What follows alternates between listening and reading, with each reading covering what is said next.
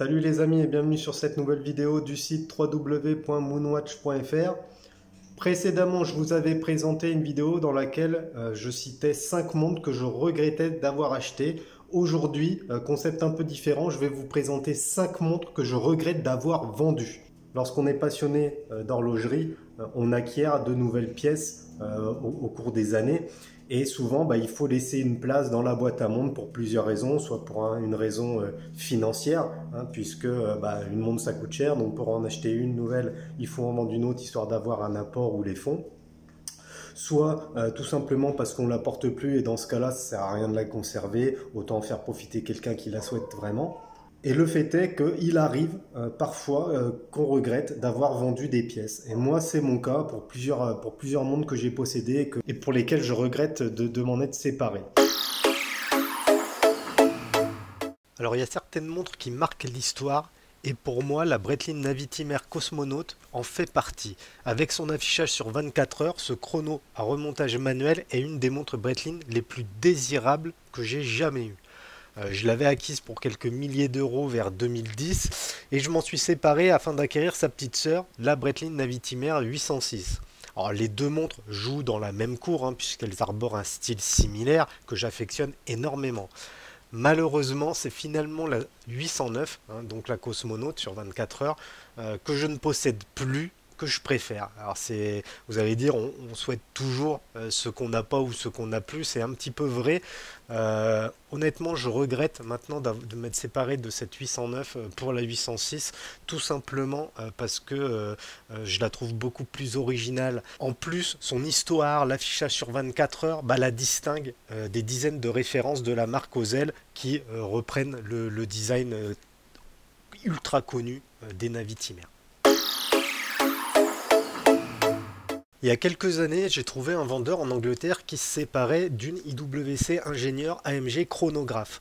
C'est un modèle que j'adore et que je recherchais depuis plusieurs années. Au moment où j'ai trouvé cette version chronographe, je possédais déjà la IWC Ingénieur AMG 3 aiguilles. Deux montres qui, même si elles font partie de la même collection, sont totalement différentes une fois sur le poignet. L'AMG Ingénieur 3 aiguilles est beaucoup plus sobre, beaucoup plus chic, alors que le modèle chronographe est beaucoup plus agressif. Je lui trouve même un petit côté un peu kawaii avec des angles cinglants.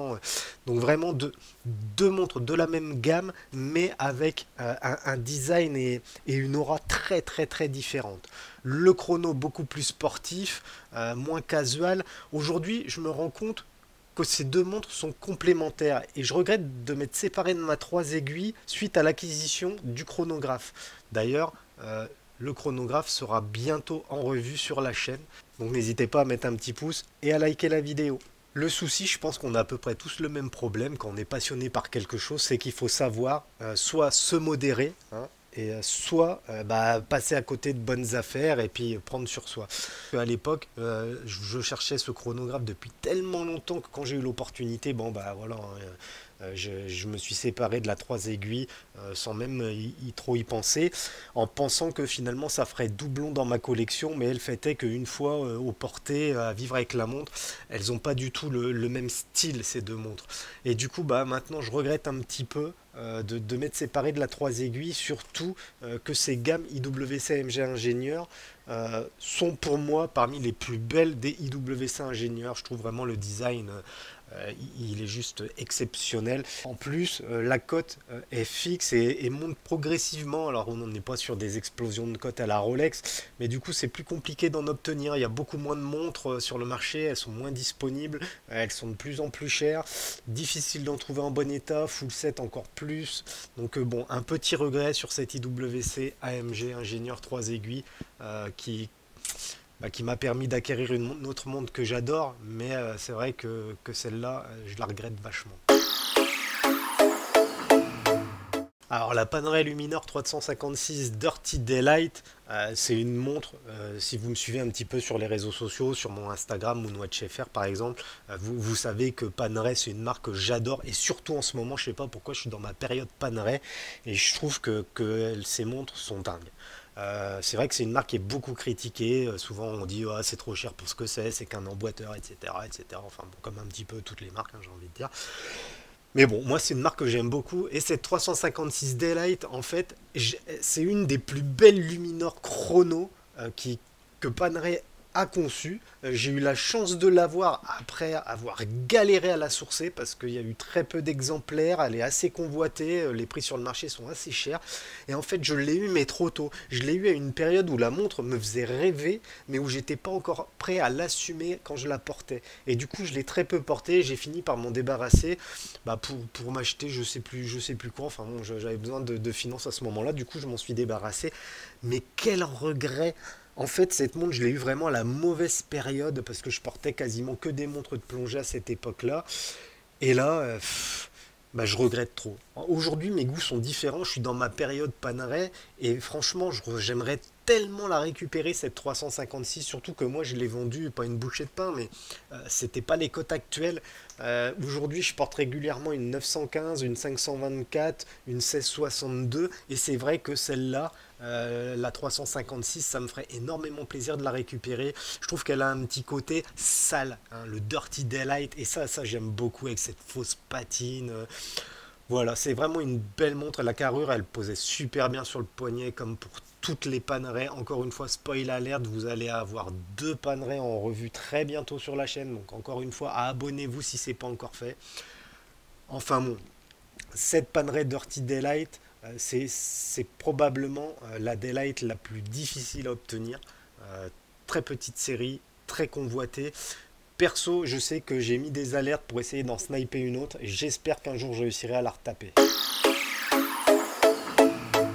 Alors une de mes toutes premières Rolex, hein, c'était vraiment la Rolex que je désirais, hein, c'était la GMT Master 1675 et j'ai eu l'opportunité d'en acheter une, du coup je l'ai eu, j'étais content. Et bon, vivant avec la montre, je continue à me renseigner sur le forum. Et là, j'ai eu la possibilité d'en acheter une, quasi la même, hein, sauf que c'était le modèle avec la petite aiguille GMT.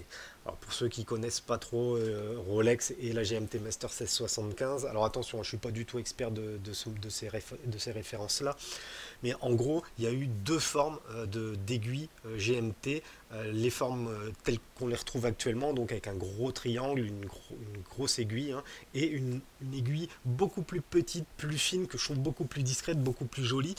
Et j'ai eu la possibilité d'en acheter une small N. Du coup, ni une ni deux, j'ai décidé de revendre ma GMT Master 1675 pour financer la nouvelle GMT Small N. En effet, hein, c'est des montres quand même qui coûtent un petit peu d'argent, même beaucoup d'argent, hein. Pour moi, ça reste des beaux budgets quand même, comme pour une majorité de personnes. Et je ne pouvais pas me permettre d'en conserver deux. Du coup, j'ai revendu la mienne. Et une fois que j'ai réussi à vendre la mienne, je vous le donne en mille, la Small GMT n'était plus en vente. Le vendeur ne voulait plus la vendre et préférait la conserver. Résultat des courses, non seulement j'ai pas eu ma 1675 Small End, mais en plus j'avais plus ma 1675 classique. Donc bon, dégoûté, surtout que entre temps la folie spéculative Rolex a fait son affaire, hein. Avec le temps, les prix sont devenus complètement gogol, les tarifs ont pété, et pour acquérir aujourd'hui une 775, faudrait que je me sépare d'autres montres de la marque. On rentre dans une folie spéculative qui est complètement con. Pour info, ma 1675, quand je l'avais acheté, je crois de mémoire, hein, que je l'avais acheté aux alentours des 6 000 à 6 500 euros. Ce qui était déjà beaucoup, hein, à l'époque. Aujourd'hui, je ne sais même pas si pour le double, on peut en trouver une.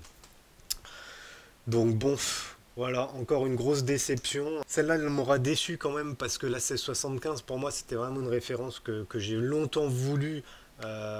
Et j'avais réussi à l'avoir. Et là, du coup, je l'ai revendue pour en acquérir une autre. Et au final, j'en ai plus du tout. Grosse déception. Alors pour terminer ce top 5 des montres que je regrette d'avoir vendues, je vais sûrement en décevoir beaucoup. C'est pas une montre qui coûte cher. Il s'agit d'une Orient Mako. Mais alors c'est pas n'importe quel Orient Mako, parce que vous allez me dire, ah oui mais d'Orient Mako, si t'en veux une, t'en achètes une, ça coûte 100 balles sur Amazon et c'est plié. Oui, je suis d'accord avec vous. Sauf que moi, celle que j'avais, c'est une Orient Mako qui devait être dans les toutes premières générations, que j'ai jamais retrouvée. J'ai jamais retrouvé la référence exacte. Je pense que la montre, j'avais dû l'acheter à l'époque 80 euros. C'était une montre de plongée ultra confortable, ultra lisible. Une vraie horloge, c'est le cas de le dire, elle prenait pas un pet de retard. Elle m'a accompagné partout cette montre. En Grèce, en Espagne, en Italie. Enfin, c'est vraiment une montre, j'ai tout fait avec. Elle était increvable, vraiment hyper robuste. La mienne était montée sur un bracelet en silicone qui lui aussi était assez dingue. Pour vous donner une idée, j'ai jamais retrouvé de bracelet silicone de cette qualité-là sur des montres de cette gamme de prix. Côté mouvement, grosse surprise également, cette montre est devenue ma daily watch pendant de nombreux mois, jamais eu besoin de régler l'heure, la montre était toujours à l'heure. Euh, c'est pas une montre onéreuse, mais sur mon poignet, il y avait quelque chose. Franchement, il y a eu une connexion avec cette montre, et en fait, je l'ai vendue pour une raison, mais toute con. C'est que j'ai acheté une Rolex 16610, la Submariner, et du coup, je me suis dit, ça va faire doublon maintenant que tu as le Graal des montres de plongée. En tout cas, mon Graal des montres de plongée, t'as plus besoin de ton Orion Mako. Et du coup, je l'ai revendu, j'ai dû la vendre pareil dans les 70-80 balles. Oh là là, mais comment je regrette, vous imaginez même pas.